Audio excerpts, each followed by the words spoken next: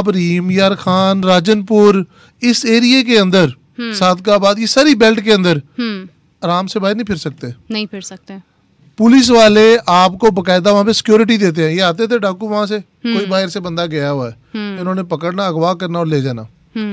बाद में एक फोन आ रहा था कि जनाब इतने पैसे दे और छोड़े। ये प्रॉपर ट्रेड हो रही थी। करोड़ों रुपया डिमांड। वहाँ के जो पॉलिटिशियंस थे वो इसमें शामिल थे डीले करवाने में।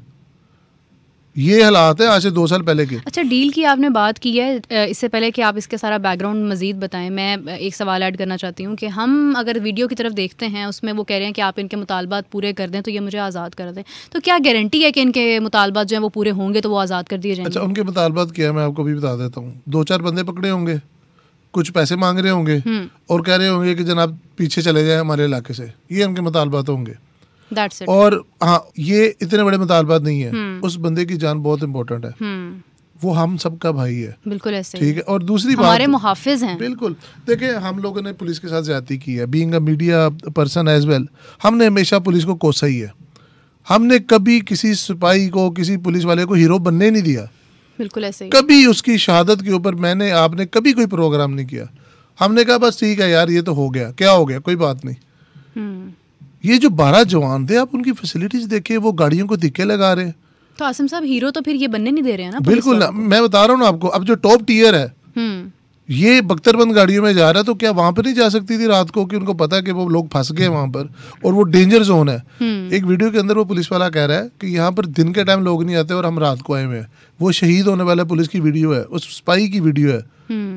रात को उन लोगों के, पुलिस वालों के चेहरे पे खौफ है। और मौसम देखें आप किस तरह का। मेरा भी ये हुआ इस तरह से है कि रात को उन लोगों ने पहले रेकी की बकायदा। उनको लोकल हेल्प है, क्योंकि जितने भी उस एरिया के लोग हैं, ये वो कबाइल हैं छोटे छोटे, उन्होंने हेल्प की। उन्होंने बताया कि इस तरह से पुलिस वालों की गाड़ी फंसी हुई है पिछले 6 घंटों से। 6 घंटे बहुत होते हैं। उन्होंने कहा ये ना आगे जा रहे हैं ना पीछे जा रहे हैं। 6 घंटे के दौरान उन्होंने पूरा ट्रेवल किया मोटरसाइकिलों के ऊपर।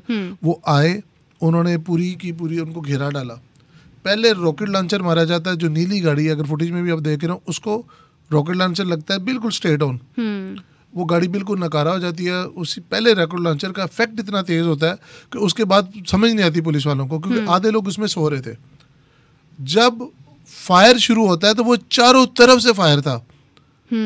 वो जो बचे हैं बेचारे 3 लोग, वो लेटे हैं अपने साथियों की डेड बॉडीज के नीचे, तो बच गए। ये हालात थे। और अब 3 वो लोग चले गए हैं और अब वीडियो आ रही है आपको। तो ये कौन सा जमाना है? Where is geo tagging now? किधर है जियो फेंसिंग? वहां से वीडियो बन रही है तो डेफिनेटली वहां पर एक्सेस है ना आपके पास। 6 घंटे तक गाड़ी बंद रही है, 6 घंटे तक एक पुलिस की गाड़ी बंद रही है, तो क्या उन्होंने कांटेक्ट नहीं किया होगा? 6 घंटे में कोई उनको रेस्क्यू करने नहीं आ सकता था? मैं यही तो हैरान हूँ कि क्या उस इंसानी जान को इतना कैजुअल ले लिया गया just because they are in police. आप उनको कहीं भी भेज देंगे जस्ट बिकॉज के उनका रैंक छोटा था। हाँ, जस्ट बिकॉज कि उनका रैंक छोटा था। बड़े अफसोस की बात है। मैं इसके ऊपर जितना मलाल कर सके, एज अ नेशन हमारे लिए एक डाउनफॉल है। सीरियसली, हम जर्नलिस्ट है, हमारे लिए भी प्रायोरिटीज कुछ और होती हैं। हमने कभी इस चीज़ के ऊपर बात ही नहीं की कि उनको क्या तनख्वाह दे रहे हैं। आप उनकी वीडियोस देखें पुरानी निकाल के, वो किन बर्तनों में खाना खा रहे हैं, किन हालात में वहाँ पे रह रहे हैं, किस तरह से वो रह रहे हैं। और हम लोग जो है अपनी दुकान चमकाने के लिए सिर्फ हमेशा ये कहते हैं यार इनको 4 पैसे यहाँ से रिश्वत पकड़े आई, मतलब वो गिमिक्स करते हैं जिससे वो डिफेम हो। भाई रिश्वत तो पकड़ते हैं। मैंने तो हमेशा ये बात कही है आसिम साहब कि अगर आप चाहते हैं कि आपके मुल्क में अमन कायम हो, क्राइम ख़त्म हो, तो अपने पुलिस एहलकारों को फ़िक्र मुआश से आज़ाद करें। वो अगर फ़िक्र मुआश से आज़ाद रहेंगे, यहाँ पर मुआश तो एक तरफ है, यहाँ पर तो आपके पास रिसोर्सेज ही नहीं है, आपके पास डिफेंसिव अप्रोच ही नहीं है। आपको पता है इसकी हिस्ट्री इस तरह से है कि कच्चे में क्लाशनकोफ पुलिस वालों से पहले डाकुओं के पास पहुंची थी। रॉकेट लॉन्चर पुलिस वालों से पहले डाकुओं के पास पहुंचे थे। अभी भी जो ड्रोन्स हैं वो पुलिस वाले भी यूज कर रहे हैं, कच्चे के डाकू भी यूज कर रहे हैं। एक प्रॉपर एक उन्होंने अपना एक मिलिशिया बनाई हुई है। 2 मिनट लगते हैं अगर ये कौम फैसला कर ले कि हमने इनको खत्म करना है। और ये तो कच्चे के डाकू, हमने तो तालिबानों को भगा दिया था। ऐसे ही ये क्या चीज़ है? ऐसे ही है। मसला यहाँ पे है कि हमारी प्रायोरिटीज कुछ और है, वो सीधी करने की जरूरत है। ये इतना अफसोसनाक और इतना दर्दनाक वाकया है। आप जिन घरों में ये गई हैं मैयतें, उन शोहदा के घरों में जाके आप पूछे तो सही। इसमें सिर्फ मुसलमान नहीं थे, इसमें हिंदू भी थे, इसमें ईसाई भी थे। ये पूरे पाकिस्तान के ऊपर ना किसी ने जानकर सोची समझी साजिश के थ्रू, जिसे कहते हैं ना, हमला किया। अफसोस की बात तो ये आसिफ साहब कि हमला हुआ है, लेकिन हमने हमला होने दिया है, होने दी। और अभी भी मैं आपको बताऊं, अभी जो इनिशियल फीडबैक आया, हाँ। वो इनिशियल फीडबैक ये है जी, क्योंकि वहाँ पे बरसाती पानी है, वहाँ पे सैलाबी सूरत हाल है, तो हम अभी मूवमेंट नहीं कर सकते। यार वो लोग तो उनको क्यों भेजा आपने? मैं वही बता रहा हूँ ना कि अभी जो वो कच्चे के ऊपर जो ऑपरेशन कर रहे हैं ना, उसके ऊपर उस तरह से मूवमेंट नहीं हो सकती जिस तरह से पहले हो सकती। ये बहाने हम 6 महीने से देख रहे हैं। आपके पास एम्फीबियस व्हीकल्स होती है, वो किस लिए रखी हुई है आपने? तो हेलीकॉप्टर लाजमी है कि इंडिया से ही डाकू आएंगे, हाँ। तो आप उनके लिए यूज करेंगे, हाँ। ये इस टाइम इंडिया से बड़े इंडिया से कोई भी नहीं आने वाला है, आपके अपने ही मुल्क में आपके दुश्मन बैठे हैं। अफसोस की बात तो ये है आसिम साहब कि हम लोग वैसे बातें करते हैं हेलीकॉप्टर्स की, अभी यहाँ पर किसी भी पॉलिटिकल पर्सनालिटी की मूवमेंट हो तो सब कुछ निकल आता है बाहर, गाड़ियां भी आ जाती हैं, हेलीकॉप्टर्स भी आ जाते हैं। वहाँ पर जिनकी जानें जा रही हैं, जो वहाँ पर डेफिनेटली कॉल्स कर रहे होंगे कि हम यहाँ पर फंस चुके हैं, हमारी गाड़ी बंद है, मौसम ऐसा है, एरिया ऐसा है, हमें सिक्योरिटी चाहिए, उनकी किसी ने बात नहीं सुनी होगी वहाँ पर। और आज ना मैं एक रिपोर्ट देख रहा था कि जी वो उनकी वीडियोस देख के तो डाकुओं ने देखा कि ये इस जगह के ऊपर है, इस जगह पे पहुंचे हुए हैं। देखे, अगर उनकी वीडियोस देख के डाकू आ सकते हैं, तो जो हमारे अपने सीनियर ऑफिसर्स थे, हाँ। जो हमारी कुमक थी, उनको नहीं ये ख्याल आया कि ये हमारे बच्चे हैं, ये हमारे जवान हैं, हाँ। जो वहाँ पर है। और जब भी ड्यूटी शिफ्ट होती है ना, तो वहाँ पे वेपन आप वहाँ पर ही छोड़ के आते हैं ताकि दूसरे वाला आके संभाल ले। उनके पास वेपन भी उस मकदार में नहीं थे, 2 या 3 पिस्टल होंगे, इससे ज्यादा आप कोई भी फुटेज निकाल लें आपको वेपन नजर नहीं आएगा।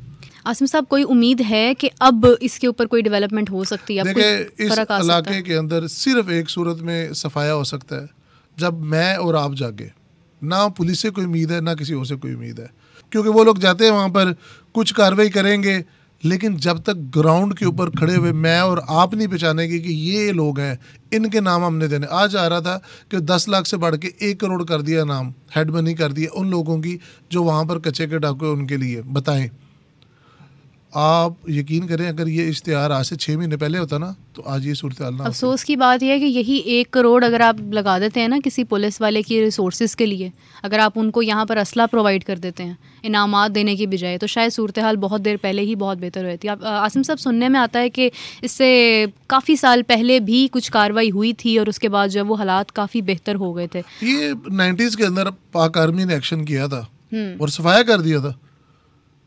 इसका मतलब हमें ज़रूरत है। एग्जैक्टली, उनकी नीयत होती है, उनकी विल होती है, जब वो कहते हैं हमने करना है वो कर देते हैं। ये पंजाब पुलिस के अंदर आईजी साहब कह के आते हैं, पीछे से पता नहीं डीपीओ साहब को क्या होता है। This is not fair. तो भाई आप हाथ खड़े कर देना कि हम नहीं कर सकते, ताकि वो लोग आए और वो करें। आप क्यों बिला वजह एक चीज के पीछे पड़े हैं जब आपसे हो नहीं सकता कोई काम? जी बिल्कुल। और आई मस्ट से, देखें, आईजी साहब ने बड़े अच्छे काम किए होंगे, लेकिन ये वो चीज़ें हैं जो बार बार हो रही हैं, जो उनसे हैंडल नहीं हो रही।